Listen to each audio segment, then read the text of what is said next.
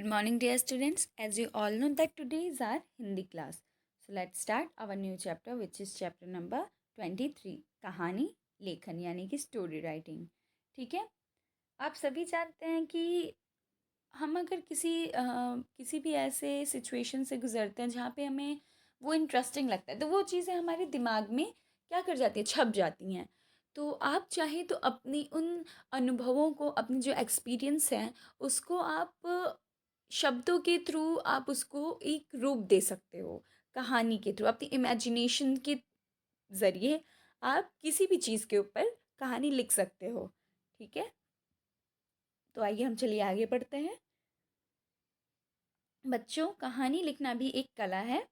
कहानी चित्रों और रूपरेखा के माध्यम से लिखी जा सकती है.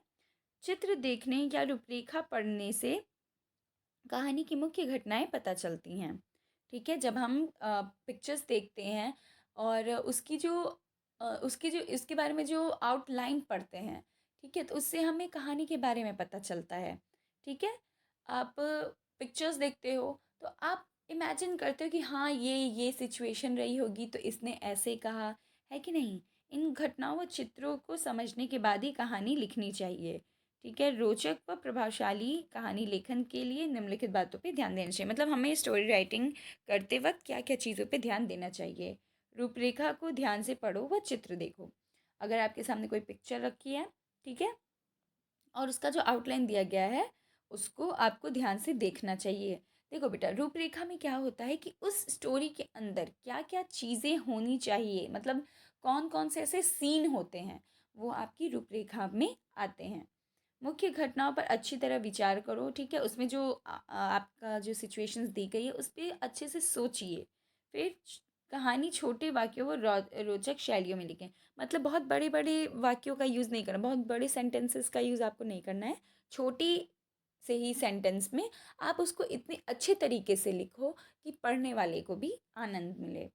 ठीक है. कहानी के बाद उससे प्राप्त होने वाली शिक्षा लिखें. मतलब moral of the story is compulsory. ठीक है. मतलब आपको जो उससे जो आप स्टोरी बना रहे हो तो उससे आपको क्या सीख मिलती है ये भी आप उसमें लिखो.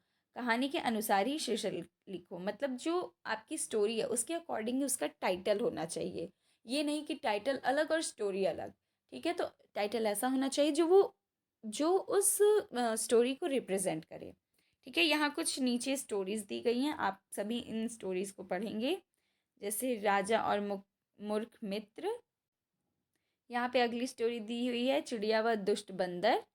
ठीक है. ये आप सभी इस स्टोरी को पढ़ेंगे. ये देखिए यहाँ पे आपका क्या है, मोरल ऑफ द स्टोरी यहाँ पे लिखी हुई है.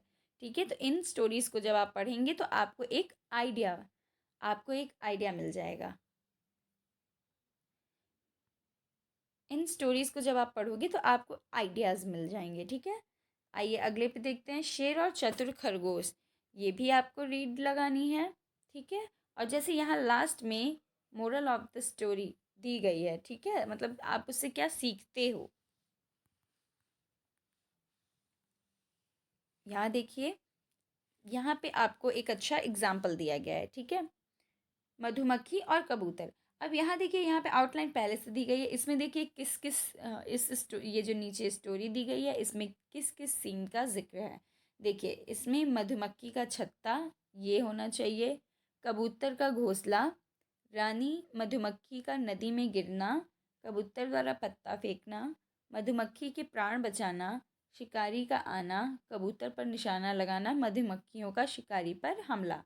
और कबूतर की प्राण रक्षा. मतलब इस स्टोरी में इतनी चीज़ें क्या हैं, ऑलरेडी हैं. ठीक है. तो आपको एक आउटलाइन मिल गया कि ये चीज़ें इसमें हुई है. आइए हम स्टोरी को देखते हैं. किसी जंगल में बरगद का एक घना पेड़ था. उस पर मधुमक्खियों का छत्ता था. पास वाले पेड़ पर ही कबूतर का घोंसला था. एक दिन रानी मधुमक्खी नदी में जा गिरी. देखिए अभी इसमें क्या क्या जिक्र हुआ. मधुमक्खी का छत्ता जैसा कि हम लोग ने आउटलाइन में देखा था, मतलब रूपरेखा में देखा था.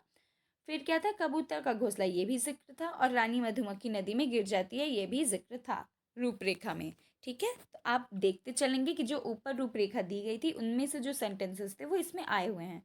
अचानक कबूतर की नज़र उस पर जा पड़ी. वह फुर उड़ा और अपनी चोंच में एक पत्ता दबा कर लाया.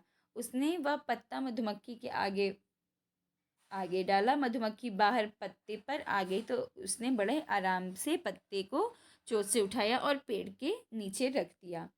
कबूतर की सावधानी से मधुमक्खी के प्राण बच गए। वह वापस अपने डोरे में लौट गई। ठीक है, जैसा कि आप देख सकते हैं कि ऊपर जो रूपरेखा थी उसमें से इसमें सेंटेंसेस आए हुए हैं। कुछ दिन बाद ही जंगल में शिकारी आए। यहाँ देखिए शिकारी का भी जिक्र है। कबूतर अपनी धुन में बैठा था, उसे पता ही नहीं चला कि शिकारी ने उस पर निशाना साध रखा है। मधुमक्खी की नज़र शिकारी पर जा पड़ी। उसने तुरंत सोचा कि उसके सहायक कबूतर की जान खतरे में है। बस रानी मधुमक्खी के संकेत की देरी थी। सभी मधुमक्खियां शिकारी पर टूट पड़ी। शिकारी निशाना तो क्या लगाता, अपनी बंदूक भी वहां छोड़कर भाग गया। इस तरह मधुमक्खियों ने कबूतर की जान बचा ली। देखिए यहाँ जान बचाने का भी जिक्र है जो कि हम लोगों ने रूपरेखा में पढ़ा था। अब ये देखिए इस स्टोरी से आपको क्या शिक्षा मिलती है। परोपकार का फल सदैव मीठा होता है। मतलब आप अगर किसी पे परोपकार करते हो, किसी की मदद करते हो तो उस वो भी एक ना एक दिन आपको किसी अन्य रूप में आपको वापस से उसका फल मिलता है। ठीक है, यहाँ कबूतर ने मधुमक्खी की मदद की तो मधुमक्खी ने भी उसकी मदद की। ठीक है, तो आपने देखा कि ये जो रूपरेखा थी इसमें जितने भी जो सीन्स थे, ठीक है, या जितने भी वर्ड्स थे वो सभी यहाँ पे आए हुए थे। ठीक है, आइए हम एक्सरसाइज पे आते हैं। निम्नलिखित रूपरेखाओं के आधार पर कहानी लिखिए।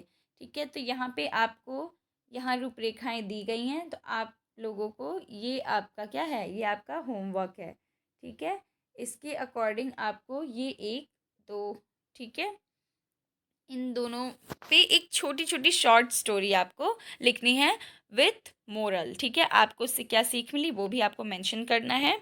ठीक है, यहाँ आप देख लीजिए। निर्धन व्यक्ति साधु पधारे, सेवा से प्रसन्न, मुर्गी भेंट की, प्रतिदिन सोने का अंडा।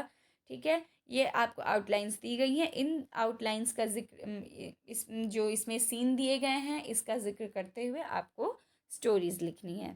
ठीक है, देखिए यहाँ पे निम्नलिखित शीर्षक अथवा शिक्षा के आधार पर कहानी लिखिए। तो इन सभी में से कोई एक स्टोरी आपको लिखनी है। ठीक है, तो इस तरीके से हमारी क्लास यहीं ख़त्म होती है। If you have any doubt then ask me.